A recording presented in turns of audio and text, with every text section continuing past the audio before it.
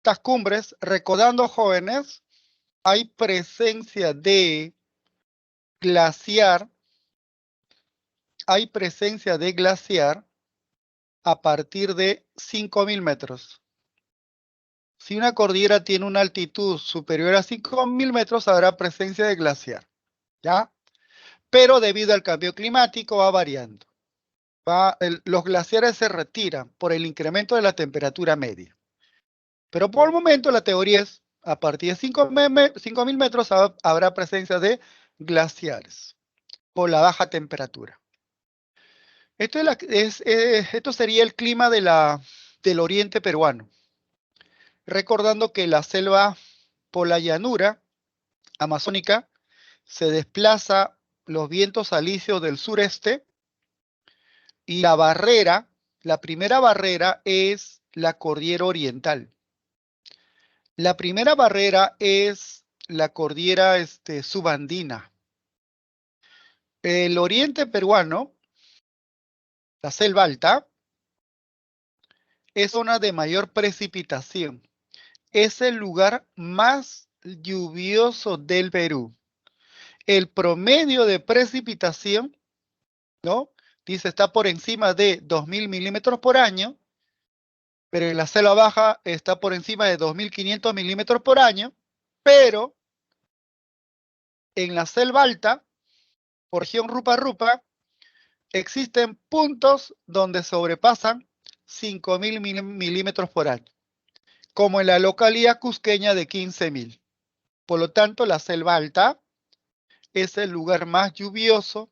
Responsables son los vientos alisios que se han cargado de humedad, llevan humedad, y la cordillera es una barrera, pero también va a atravesar las nubes, por lo tanto va a generar lluvias en esta zona, entre la cordillera oriental y la cordillera occidental, ¿no? Pero al otro lado, en esta vertiente occidental, ya es aridez. En otras palabras, cuando llega, utilizo plumón, ya en la zona de clima frío, aquí tendremos un aire seco y frío. Ese aire seco y frío, mayor densidad, ¿no? Entonces va a descender un aire seco y frío por la vertiente occidental que decíamos hace un momento, generando aridez en la vertiente occidental. Pero en esta zona, las lluvias hacen que la selva o la cordillera oriental tenga vegetación exuberante, ¿ya? Eso es. Y también la temperatura siempre decrece con la altitud. ¿Estamos en la selva alta? Sí, pues. Temperatura 12 grados. En la parte inferior, 22 grados. Siempre en la cordillera de los Andes, la temperatura decrece con la altitud, ¿ya? Por tener estas características, dice que la selva alta o Rupa-Rupa tiene un clima semicálido. ¿Por qué? Porque la temperatura decrece con la altitud. En la parte inferior, 22 grados, en la parte superior, 12 grados. Muy húmedo, responsables son los vientos alisios que llevan humedad, ¿ya? Y la precipitación está por encima de 2.000 milímetros por año, pero en algunos puntos sobrepasan los 2.000 milímetros y llegan a 5.000 milímetros. La selva alta es el lugar más lluvioso del Perú. Clima semicálido, muy húmedo, entre 400 a 1.000 metros. Selva baja. En la selva baja se hace una diferencia, por ejemplo, dice al norte de 12 grados, mira, al norte del paralelo de 12 grados latitud sur, temperatura promedio 25 grados en enero a septiembre, 33 a más entre octubre a diciembre. Eso quiere decir que en esta zona predomina alta temperatura, 33 grados, a esta temperatura, alta humedad, a menor humedad, ciclón ecuatorial. Ciclón ecuatorial. Condensación y precipitación. Y la precipitación está por encima de 2.500 milímetros por año. Pero en la selva alta llega la precipitación a 5.000 milímetros, pero no en su integridad, sino hay bolsones, ¿no? Ese es el clima ecuatorial. En esta zona, si eres de Loreto o has visitado la selva baja, no conocemos invierno. No conocemos el invierno. Aquí la temperatura es constante, los 12 meses del año. Ese es el clima ecuatorial. Clima ecuatorial. En general decimos clima cálido húmedo. Clima cálido muy húmedo. Listo. O clima ecuatorial, al norte de 12 grados. Debajo de 12 grados, latitud sur, clima de sabana tropical. ¿Cómo es la sabana tropical? Mira, dice temperatura media de 24 grados, máxima de 33, mínima de 16. La temperatura en esta zona, por ingreso, el audio, alumna, por favor, el audio. El audio puede apagar, alumna. Escucho, ya está. Mira, a ver. El aire del anticiclón del Atlántico Sur ingresa por esta zona. Y en esta zona la temperatura puede llegar a 6 grados, a 11 grados, 16 grados, pero hay 33 grados. En promedio debería ser 33 o 24, pero llega a 6 grados. A eso denominamos friaje. En este lugar va a manifestarse friaje por influencia del factor del anticiclón del Atlántico del Sur. En una sabana, lo típico de una sabana, voy a borrar, lo característico de una sabana es que, respondes así, hierba. Predominan hierbas. Hierbas de hasta 1 metro de altura. En África llegan hasta 3 metros. Esa es una sabana. En cambio, en clima ecuatorial, vegetación exuberante.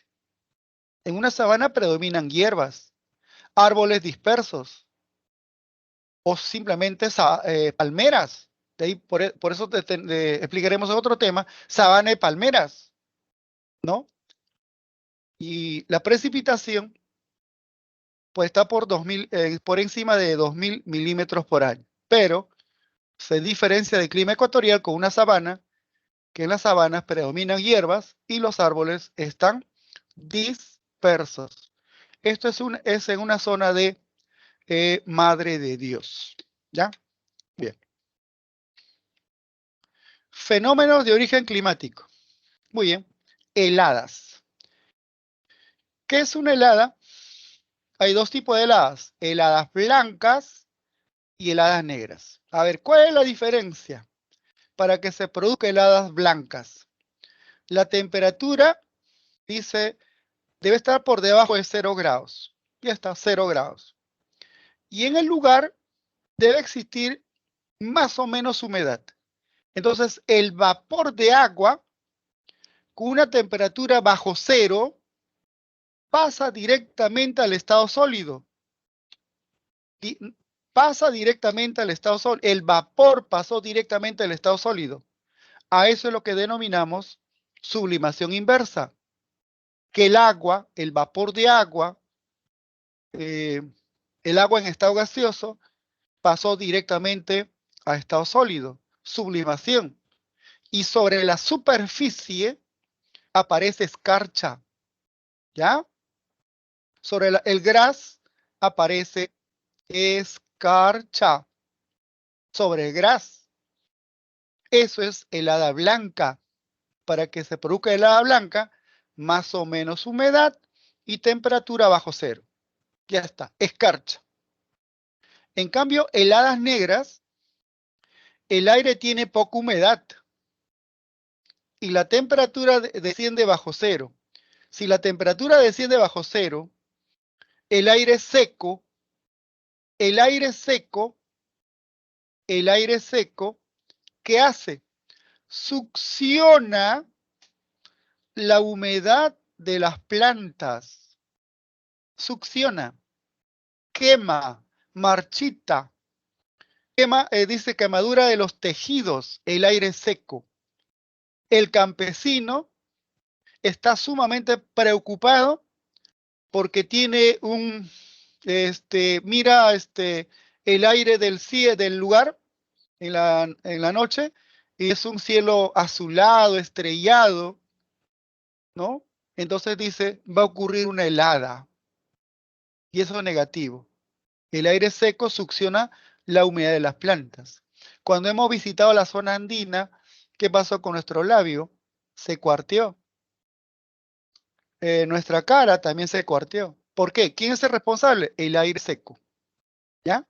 El aire seco es negativo. Las heladas negras son negativas y las heladas blancas nos causan pues algo de impacto. Podemos hacer turismo, pero no es negativo para la agricultura. Lo que es negativo son las heladas negras. Queman el tejido de las plantas. Impacto socioeconómico, mira, la mano de los niños afecta a la agricultura, la ganadería, salud humana. Eso sería heladas negras y heladas blancas. Nevada. Nevada, dice, es precipitación sólida, por lo tanto, temperatura bajo cero, ¿no? Mira, debajo de 2 a 3 grados.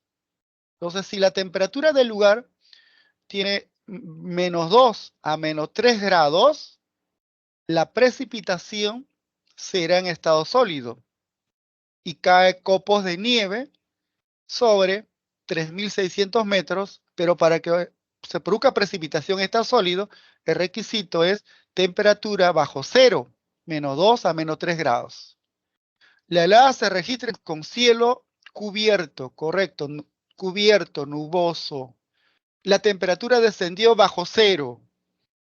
En cambio, dice entre paréntesis, a diferencia, la helada es en un cielo despejado. Decía hace un momento, el campesino está preocupado porque el cielo está despejado y los turistas observan estrellas fugaces. Para nosotros es emocionante porque es una nueva vivencia, una nueva experiencia, pero para el campesino no. Él sabe que cuando el cielo está despejado y tiene agricultura, la chacra tiene maizal, entonces está preocupado que podría ocurrir heladas negras, ¿no? Así es. Las heladas negras en cielo despejado, en cambio nevada en un cielo nuboso, ¿ya? Impacto socioeconómico, pues cae nieve y afecta a la agricultura, a los animales, y los ancianos fallecen por, eh, por enfermedades. Los afectados son los niños y ancianos. Pero nuevamente, la temperatura descendió 15 grados bajo cero. En Canadá, la temperatura desciende 30 grados bajo cero y no hay muertes. ¿Y por qué en nuestro país sí? Eso se llama la causa que para que mueran las personas de bajos recursos es la condición económica. Pero si esta vivienda tuviese una vivienda apropiada, protegida contra nevadas, no habría problema. Lo que mata es la pobreza, ¿ya? Entonces, cualquier gobierno, ya sea de centro o de derecha, tiene que preparar viviendas adecuadas para los peruanos. Son peruanos como los costeños, como los andinos, como los amazonas. Todos somos peruanos, ¿no? Muy bien. Friaje. ¿Quién es el responsable del friaje? Es el anticiclón del Atlántico Sur. Eso es. Dice, lleva aire frío. Correcto. ¿A dónde? A la selva. Y la temperatura desciende, vamos a suponer, es una zona de 35 a 22 grados, es de 33 grados, 30 grados, y luego descendió a 10 grados. Ah, eso es friaje. Descenso brusco de temperatura por ingreso de masas de aire frío procedente del anticiclón del Atlántico Sur. Convergencia del Atlántico Sur es el anticiclón del Atlántico Sur, una zona de alta presión. ¿Por dónde ingresa? Por Río de la Plata, cuenca de Río de la Plata. Ingresa por la Amazonía de Madre de Dios. Y como sigue avanzando, llega a la selva alta de Puno, llega a Ucayali, a la selva alta de Cusco, de Junín, de San Martín, llega hasta Loreto. Pero ¿cómo se manifiesta? Aquí está el niño amazónico navegando por un río amazónico, siente frío. 11 grados, 6 grados, en una zona donde la temperatura debería estar por encima de 25, ¿no? Eso es friaje. ¿Dónde se manifiesta friaje? Se presenta en la Amazonía, profesor. Esa es la clave. ¿Ah? Muy bien. Inundaciones. Inundaciones quiere decir simplemente lluvias torrenciales. Y como consecuencia de lluvias torrenciales, el caudal de río se desborda. Al desbordar genera inundación. Exceso de precipitación. Y al desbordar se afecta a zonas agrícolas. Afecta a zonas urbanas. Eso se llama inundación. Inundación es una consecuencia también del fenómeno del Niño, ¿no? Mientras que genera lluvias torrenciales en la costa norte, en la costa central, en la región andina y en la selva alta, el fenómeno del Niño genera en la Sierra Sur sequías. ¿Y qué cosa es sequía? Un periodo prolongado sin lluvia, falta de lluvias. Cielo azul, mayor insolación, el suelo pierde humedad. Y los agricultores piden, ¿no?, a los APUs, pues como Visión Andina, lluvias. Eso, la sequía afecta a la agricultura y a la ganadería. Nosotros tenemos abundancia de agua, pero en la vertiente oriental hay mayor abundancia. Nosotros tenemos escasez hídrico-económico, porque no tenemos la infraestructura. ¿Por qué no ejecutamos trasvases? Sabemos que somos un país, la costa es desértico, pero al otro lado hay abundancia de agua. Solamente es hacer trasvases. Nos falta planificar, sobre todo consensuar entre todos los peruanos, ¿no? Pero sequía es un periodo seco prolongado por escasez de lluvias. Huaicos. Las lluvias torrenciales en las quebradas generan huaicos.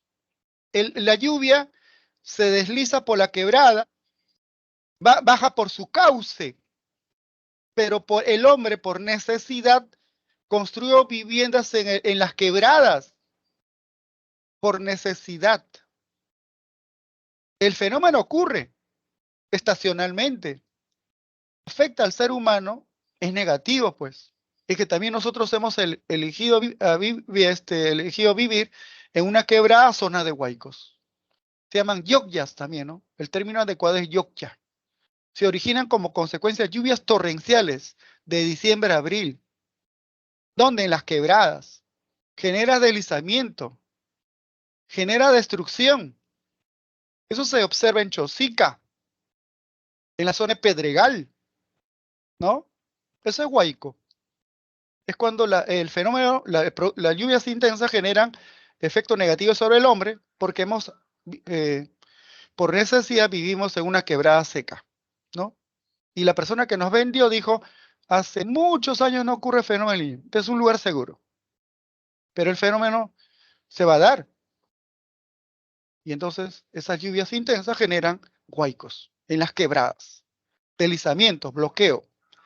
Y cuando la carretera central está bloqueado, se produce incremento de precio de los alimentos. Por eso debemos buscar vía alterna.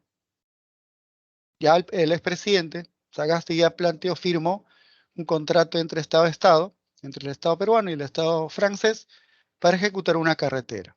Y el presidente actual dice, continúa porque ya está firmado. Es correcto, beneficia a todos, ¿no? Entonces, buscar vías alternas para no depender de la carretera central. ENSO, Aquí, por favor, atención. ENSO. Simplemente el Niño, oscilación del sur. ENSO, siglas en inglés. El Niño, oscilación del sur. Es una variación irregular periódica de vientos y temperatura superficial. ENSO tiene una fase de enfriamiento. Cuando hablamos de enfriamiento, hablamos de la niña. La niña. Frío. Bajas temperaturas en Lima, en la costa central y sur. Mayor afloramiento. Positivo para la pesca, ¿no? Positivo para la pesca. Pero el mayor afloramiento genera desplazamiento, ¿no?, de masas de aire hacia el oriente, pero es negativo para Oceanía, es negativo para Australia, es negativo para Indonesia. Entonces, los vientos alisios se han activado y han desplazado y están generando lluvias torrenciales en Asia, en el Océano Pacífico Occidental, esta parte, occidental. Nosotros estamos ubicados en el Océano Pacífico Oriental. ¿Ves? Frialdad para Sudamérica, pero lluvias torrenciales en Oceanía, en Indonesia, ¿no? Así es. Pero para nosotros, fenómeno de la niña es la fase de enfriamiento. Marcas así, es la fase de enfriamiento. En cambio, cuando decimos el niño, es la zona de calentamiento. Masas de aire del oriente, del Océano Pacífico Occidental, se desplazan hacia Sudamérica, generando evaporación, condensación y lluvias torrenciales, ¿no? Y el niño se manifiesta en nuestro territorio, por lo menos en la costa norte, con lluvias torrenciales. En la costa, en la Sierra Sur, con sequía. El niño, el ENSO, no es un fenómeno regional, es global. Es global. Mientras que nosotros experimentamos lluvias torrenciales en Oceanía, en Australia, incendios forestales. En México, granizadas. Es un evento mundial, ¿no? Entonces, ENSO tiene dos fases. Una fase de enfriamiento, la niña. Una fase de calentamiento, el niño. ¿De acuerdo? Wow. El tiempo, el niño, fase de calentamiento. Es una anomalía climática oceánica a nivel mundial. No es zonal, no es de Ecuador y Perú. ¿Ya? Muy bien. Lluvias torrenciales. El aire cálido asciende, condensación, precipitación. En el Océano Pacífico Oriental, que es la costa de Perú, inundaciones, producto de excesiva precipitación en menor periodo. Y en la Sierra Sur, sequía, ¿no? Una contradicción. Así es. Es positivo porque hay un lavado de cauce de los ríos. Es positivo el fenómeno cuando el agua subterránea alcanza su máximo nivel. Es positivo porque en el desierto de Sechura brota vegetación, algarrobos, brota. Se forma laguna artificial. Es positivo. ¿Ya? Es negativo cuando genera destrucción de viviendas, zonas agrícolas, ¿no? En la época inca, pues se esperaban al niño con frecuencia, con alegría. Cuando se incrementaba el caudal, era desviado a través de canales en pozos artificiales para emplear el agua en época de escasez. Y estamos en el siglo XXI, no aprendemos, no hemos aprendido, ¿no? Muy bien. La niña, ya dije, es frío, sin lluvias, positivo para la pesca en el Perú, pero negativo, el niño está ocurriendo en la costa oriental de Asia, está ocurriendo en Indonesia, está ocurriendo en Australia, en Oceanía. Entonces, la niña para nosotros es frialdad, época de enfriamiento, pero en el otro lado está dando origen al niño con lluvias torrenciales. Así es. Consecuencia, dice, problemas económicos en el mundo. Pero para nosotros es positivo porque debido al afloramiento habrá más ascenso de microorganismos, habrá mayor fotosíntesis, habrá abundancia de fitoplancton, zooplancton, habrá abundancia de peces, la pesca es positivo, la pesca industrial y artesanal es positiva, ¿no? Con el fenómeno La Niña, que es la fase de enfriamiento en nuestro territorio. Clave, por favor, por el tiempo. El número 1 es dado. 2, avión. 3, dado. 4, bueno. Y esto es la clave, ¿ya? Dado, 2, avión, 3, dado, 4, bueno. Clave de geografía. Pasamos a cívica. Mira, ve, conflicto. ¿Qué cosa es conflicto? Contradicción de ideas. Hay un conflicto comercial, sí, entre China y Estados Unidos. Conflicto comercial por el control del mercado mundial. Seguramente uno de los dos va a ganar. Siempre fue así. Estados Unidos desplazó a Reino Unido, ¿no? Y Reino Unido desplazó a España, así fue. Ahora China puede desplazar a Estados Unidos. Es un conflicto. En nuestro país hay conflictos sociales. ¿Cuándo se genera conflicto? Cuando no se resuelve esta contradicción a través del diálogo. Estamos en una democracia. No debemos llegar a enfrentamiento entre peruanos. Hay que dialogar, hay que consensuar, ¿no? En el Congreso ya tenemos un conflicto político. Cada bancada defiende ideas de posiciones de cada partido, ¿no? Entonces, también son representantes de un grupo humano, son representantes. Y él, como congresista, defiende intereses de ese grupo humano, porque es su representante. El ciudadano ha elegido a su representante, es su portavoz en el Congreso. Entonces, habrá conflicto entre políticos. Pero ese conflicto que se resuelva en lucha de ideas, pero luego deben ponerse de acuerdo para emitir normas para el bienestar de todos, por el bien común, bien común. Cada uno defiende su interés, ¿de acuerdo? A sus representantes. Violencia física. Mecanismo para resolver conflictos. Negociación. Entonces, pregunta clásica, ¿no? Negociar. Mira, ¿negociar qué es? Trabajadores del Ministerio de Justicia, trabajadores del Ministerio, y al Ministerio de una empresa constructora, por la vestimenta que tiene, una empresa constructora con el empresario. Resuelven su problema, no intervino tercera persona, es ejemplo de negociación, ¿no? Los profesores con el Ministerio de Educación. Los médicos con el Ministerio de Salud. Ahí está. Y resuelven su problema entre las partes implicadas. Pero si no hay solución, puede existir un mediador, un tercero. En mediación hay un tercero. En una conciliación hay un tercero. ¿De acuerdo? El mediador sugiere. El conciliador puede proponer alternativas de solución. Y es está garantizado por el Estado, ¿no? Lo que firman las partes enfrentadas es como se puede, si una de las partes incumple, se puede pedir al Poder Judicial acción de cumplimiento, ¿no? Así es. Entonces, siempre en una mediación, en una conciliación, hay un tercero. En cambio, en negociación, resuelven la contradicción entre las partes implicadas. Pero ambas partes deben ceder. Si ninguna de las dos partes cede, habrá mediación. ¿Sí? Así es. Así debemos resolver nuestros conflictos. No debe terminar en violencia física ni psicológica, ¿no? Porque la violencia trae más violencia.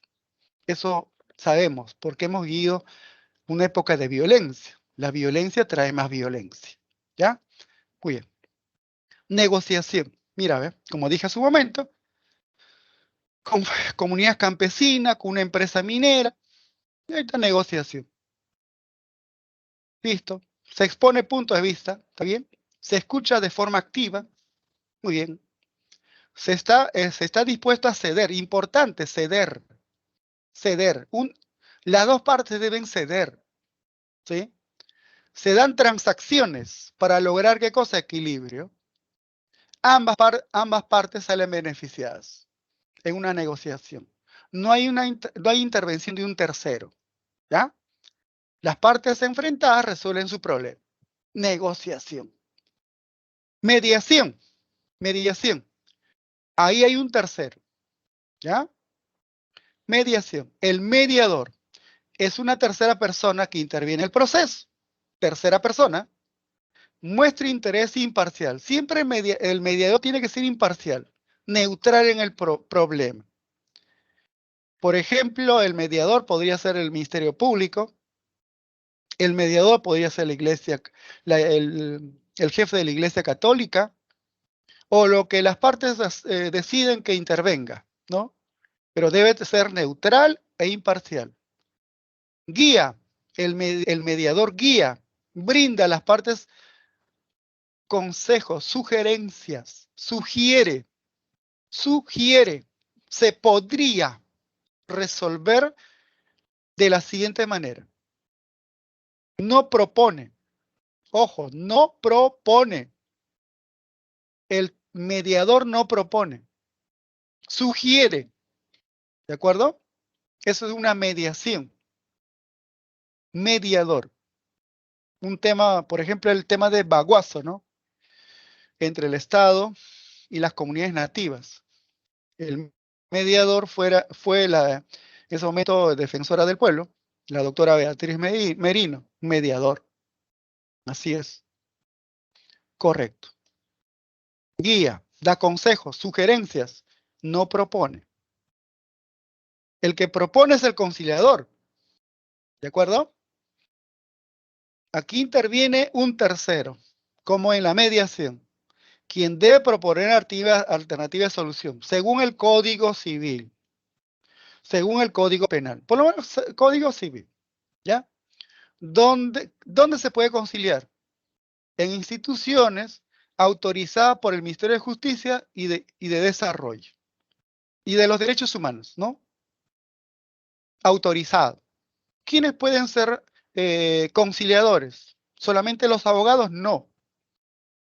Toda persona que ha sido autorizado, previamente ha sido evaluado por el Ministerio de Justicia y Derechos Humanos. Así es. Pueden ser centros privados. O puede ser centro del Estado. Asesoría legal gratuita, Alegra. Asesoría legal gratuita. ¿No? Si no tenemos dinero, en centros del Estado, Alegra. ¿De acuerdo? Muy bien, mira. Aquí está el representante del Estado. Es una conciliación extrajudicial. En el Poder Judicial hay procesos acumulados, meses, años. Entonces, ¿dónde podemos resolver nuestra contradicción? ¿En un centro de conciliación extrajudicial? ¿No? Mira, el conciliador es una persona capacitada, correcto, por el Ministerio de Justicia, capacitada. Puede ser doctor, puede ser médico, puede ser sociólogo, pero así es una persona capacitada. Desarrolla su función de manera neutral e imparcial. Facilita la comunicación entre las partes, pero propone alternativas de solución, que dice el Código Civil. Si los padres no se entienden, la pareja no se entiende, tienen 2 hijos, la ley dice 50% debe aportar la madre y 50% el padre. Eso dice la ley, dice el conciliador. Pero usted define. La esposa dice, pero mi esposo es ingeniero. Yo soy profesora. Él gana más y él debe aportar más. Si el esposo acepta, vale, porque las partes tienen que aceptar. Si no acepta, no hay entendimiento, muy bien, se van al Poder Judicial. Mayor enfrentamiento, se contrata abogado, y el juez civil, 50%, 50%. Hemos perdido tiempo, dinero, y mayor enfrentamiento, mejor es resolver este tipo de problema en un centro de conciliación extrajudicial. Esto es importante. El acta de conciliación, lo que firman las partes enfrentadas, ¿no? Es como ¿qué? Como una sentencia judicial. Si una de las partes incumple, ¿de acuerdo? Se solicita acción de cumplimiento. Acción de cumplimiento al juez en lo penal. Por ejemplo, dijo que pasaría mantención 2.000 soles mensual y luego dejó de enviar pensión de alimentos. 3 meses dejó de enviar. Entonces, la esposa solicita acción de cumplimiento y él puede terminar preso, porque no pasar alimento a los hijos es un delito, ¿no? Así es. Principales características, ¿cuáles son las ventajas? Las ventajas, a ver, vamos a conocer. Dice, las partes deciden la solución del problema. Las partes, importante. La ley dice 50%, 50%. Pero si el esposo desea aportar más, vale. ¿Ya? Muy bien. Disminuye el tiempo y costo. Claro, es económico. En menor tiempo. Es confidencial. La persona que ha sido capacitada por el Ministerio de Justicia guarda el secreto. No requiere, o sea, evita procesos judiciales, por eso se llama extrajudicial. No requiere, ¿no?, la presencia de un abogado. A veces por desconocimiento dice, cada parte enfrentada lleva a su abogado. Y el conciliador dice, los abogados pueden estar presentes, pero no participan. Usted sabe, doctor, ¿no? Usted sabe la norma. Después puede orientar, pero aquí las partes deciden. O sea, no es necesario llevar un abogado. Materias conciliables. Por lo general es en tema familiar, ¿no? Es lo clásico, tema familiar. Por ejemplo, tenencia de hijos. ¿Los hijos con quién se queda? ¿Con la madre o con el padre? Eso es lo que vamos a conciliar. Ya, con la madre. Listo. El padre tiene derecho de estar en contacto con su hijo o con los hijos. Régimen de visitas. ¿Qué día? Viernes, sábado, domingo. Es exclusivo para el padre con los hijos. La madre no debería estar. No debe estar. Porque ella tiene contacto de lunes a viernes. Sábado y domingo es para el padre. Ahora, ¿cuál es el monto? Pensión de alimentos. Máximo es 60% del sueldo. Máximo, 60%. Pero a veces hay, dice, el padre de familia dice, me quedé sin empleo, pero tienes una obligación. Y la norma dice, 30% del sueldo mínimo vital. 30%, si se quedó sin empleo. ¿Y cuánto es 30% del sueldo mínimo vital? De 930, el 30%. Me parece que es 279. Ya redondea a 300. 279. Que con 279 los hijos se van a alimentar, pero también hay padres inconscientes, ¿no? Eso es lo que se puede conciliar. Y en los desalojos, si el inquilino no paga el arriendo, pago de deudas, indemnización, pago de arrendamiento, otorgamiento de escritura, obligación de dar, hasta 8.400. División, partición de bienes, incumplimiento de contrato, ofrecimiento de pago, modificación de contratos, problemas vecinales. Eso se puede conciliar. no es materia conciliable. No, no. Procesos cautelares. ¿Qué quiere decir? Que está judicializado. Que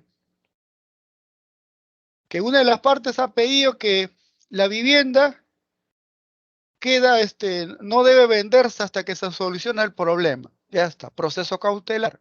Eso, si ya está judicializado, ya no se puede conciliar.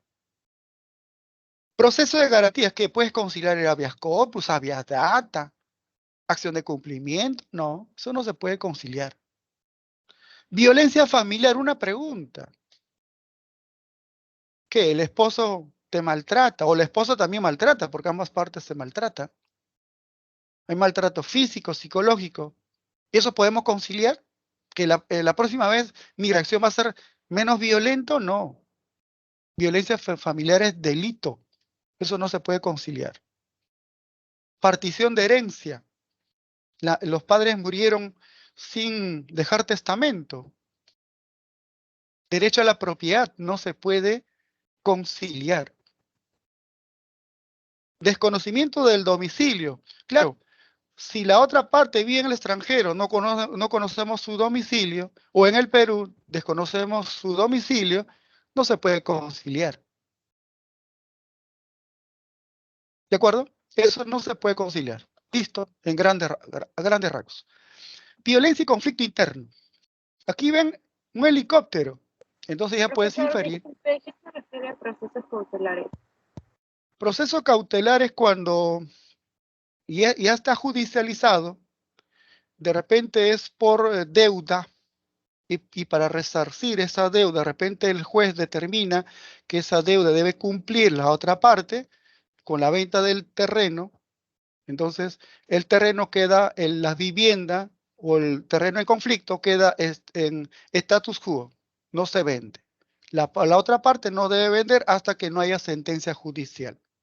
Ese es un proceso cautelar. ¿Ya? Muy bien. A ver, violencia y conflicto. Este es un tema que abre heridas. ¿Ya? Por ejemplo, entre los años 80 y 2000, Perú vivía un conflicto interno. Algunos llaman terrorismo, los textos especializados dice conflicto interno, la Comisión de la Verdad y Reconciliación dice conflicto interno, ¿no? Entonces es un tema muy sensible, muy sensible. Lo que están viendo es un helicóptero del ejército y ellos son campesinos, son comité de autodefensa creado por las Fuerzas Armadas para enfrentar a Sendero, ¿de acuerdo? Ellos son comité de autodefensa. Entonces, si Sendero se expandía porque conocía el terreno, entonces, ¿quién podía enfrentar mejor? Los campesinos que conocen el medio, el territorio, que conocen zona de escape, saben quién es quién. Entonces, este se denomina comité de autodefensa. Lo que otros erróneamente confunden con rondas campesinas. La ronda campesina fue creada en la década del 70 para combatir el abigeato, el robo de ganado. Y estos serían un comité de autodefensa. ¿Ya? Muy bien. Cuando un conflicto se transforma en violencia, cuando una de las partes quiere imponerse a través de la fuerza. Por ejemplo, Sendero quiso llegar al poder a través de la fuerza, a través de la violencia. Entonces hubo un conflicto, ¿no? Que se inició en la década de los años 80. Pero en ese conflicto también hubo parte civil afectada. Hubo detenciones, desapariciones, y esa es la otra parte afectada. ¿Entiendes? Por eso se llama un tema sensible. Así es, pero un profesor debe dar orientación en las dos partes para que el estudiante investigue, profundice y se nutra de mayor información. Por eso decimos es sensible. ¿De acuerdo? Muy bien. Extensión de la violencia.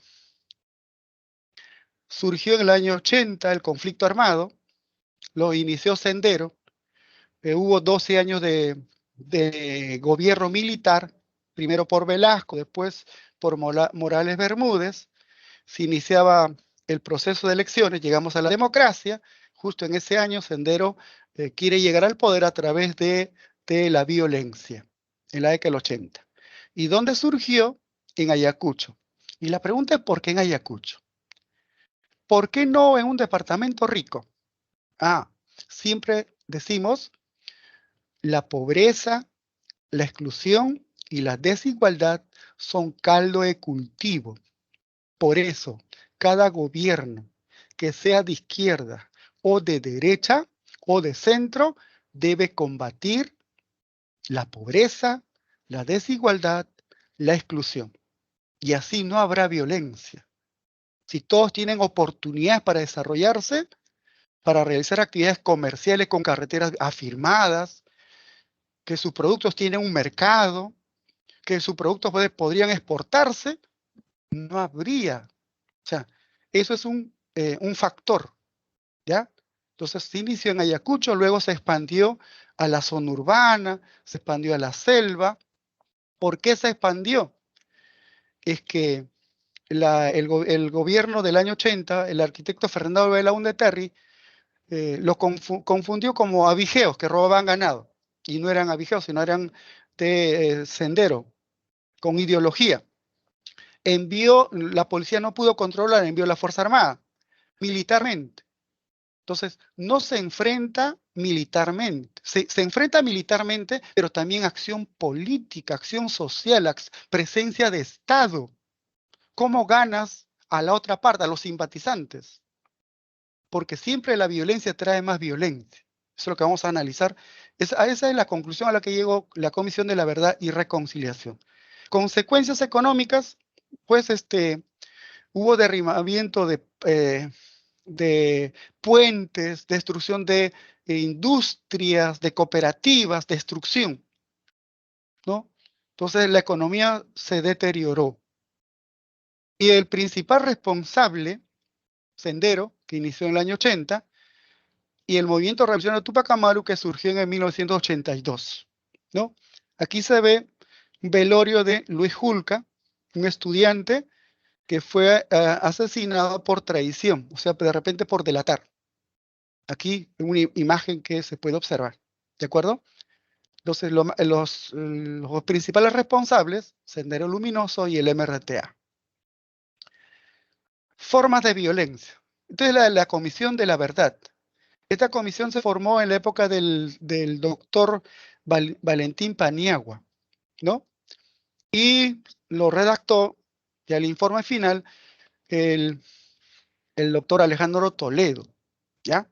Formas en que se expresó la violencia. Siempre hay que combatir esto. Este es el secreto para que no surja violencia. Reducir la pobreza, la exclusión. Reducir, ¿dónde existe mayor pobreza y exclusión? En zonas altoandinas y amazónicas. Reducir la desigualdad. Desigualdad. Que los amazónicos y andinos y los costeños de zona rural tengan las mismas oportunidades. Si tienen oportunidad, pueden seguir estudiando, ¿de acuerdo? Entonces, eso es. Marginación, racismo, violencia contra la mujer. ¿Y qué zona? ¿Cuántas víctimas generó el conflicto interno? O el terrorismo para otros. Casi 70.000. El 75% eran quechuas. La mitad, o sea, 35.000 eran campesinos. El 85% era de Ayacucho, Junín, Huánuco, Huancavelica, Apurímac, San Martín. Excepto Junín y San Martín, en ese momento eran los departamentos más pobres. O sea, Ayacucho, Huancavelica, Apurímac, Huánuco, los más pobres en esa época. Por eso siempre debemos reducir el número de pobres. Darle oportunidad, el Estado debe construir carreteras, el Estado tiene que tener presencia en el lugar. Terminó la violencia, plan de reparaciones, resarcimiento a la población civil que perdió un familiar. Puede ser material, puede ser simbólico, ¿no? Proceso de reconciliación. ¿Qué cosa es reconciliación? Entre el gobierno y la sociedad. Hechos aislados que afectaron a la sociedad civil, reconciliación. reformas institucionales, garantía de prevención. La democracia es lo mejorcito que hay. ¿Sí? La democracia. Reformar el sistema de administración de justicia, que los jueces sean imparciales, impartiendo justicia, sin mirar el color de piel ni sin mirar la condición económica. Elaborar una reforma que asegure educación de calidad tanto en la costa, sierra y selva. Mejorar. Generar confianza cívica entre el Estado y los ciudadanos afectados a consecuencia de la violencia, ¿no? Eso es un tema álgido, ¿ya? Entonces podemos concluir que el grupo afectado por esta violencia fueron los quechuas en un 75%, la mitad eran campesinos, y surgió en Ayacucho, se expandió a Huancavelica, Purímac, a Huánuco, a Junín, San Martín, a Lima, Loreto, se expandió, ¿ya? Pero ahí se creó un grupo especial de inteligencia que se llama GEIN, con astucia dijo, no hay que detener a mando medio, sino hay que hacer seguimiento. El objetivo es llegar hasta la cabeza. ¿Llegaron a mando medio? Tampoco, seguimiento. Él tendrá contacto con los que dirigen, autorizan. Eso hizo GEIN, ¿no? Y las consecuencias. Eso es una derrota militar. Falta la derrota política. ¿Ya? Muy bien, es un tema sensible. Hay que informar de manera neutral. Solamente investigando vamos a aprender un poco más. Clave, por favor. El número 1 es dado. Dice, el presidente de un gremio empresarial de la salud, al agotar la negociación, agotó negociación con el gobierno por el cumplimiento de mejoras de sueldos y condiciones de trabajo, propone resolver el conflicto mediante una mediación. La pregunta es sobre mediación. ¿Ya? Mediación. Eligiendo a un representante de la Iglesia Católica. Del caso mencionado, o sea, de mediación, determina el valor de verdad. La clave es dado. Dice, es necesario que el representante de la Iglesia tenga estudios de medicina. No. No. El Ministerio de Justicia y Derechos Humanos será el guía. No. El mediador. Escucha las partes. Da sugerencias. Es imparcial, es neutral. Las formas de solución del conflicto las propone e impone el intermediario. No sugiere, pero no propone. El mediador facilita el diálogo. Correcto. Facilita el diálogo. Así es. Es un facilitador.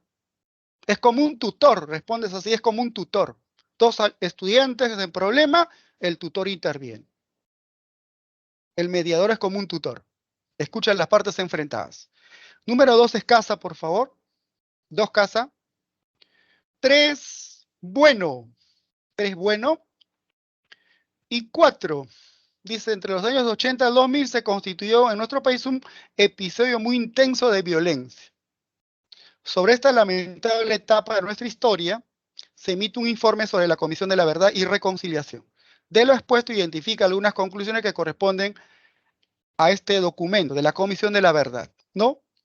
Aquí dice, se inició en la Sierra Norte, ¿no? En las sierras, en Ayacucho, en la Sierra Central, en la Sierra Sur, Ayacucho. Después se extendió a centros urbanos y luego a la selva. Es falso. Puso de manifiesto la gravedad de la desigualdad. Sí, pues, la Comisión de la Verdad dijo, uno de los causales fue la desigualdad. Muy bien, chicos. La clave es 4A. Terminamos porque ingresa el profesor o la profesora, ¿ya? Muy bien, chicos. Nos vemos la siguiente clase. ¿Listo? Nos vemos la siguiente clase. Gracias, profesor. Nos vemos.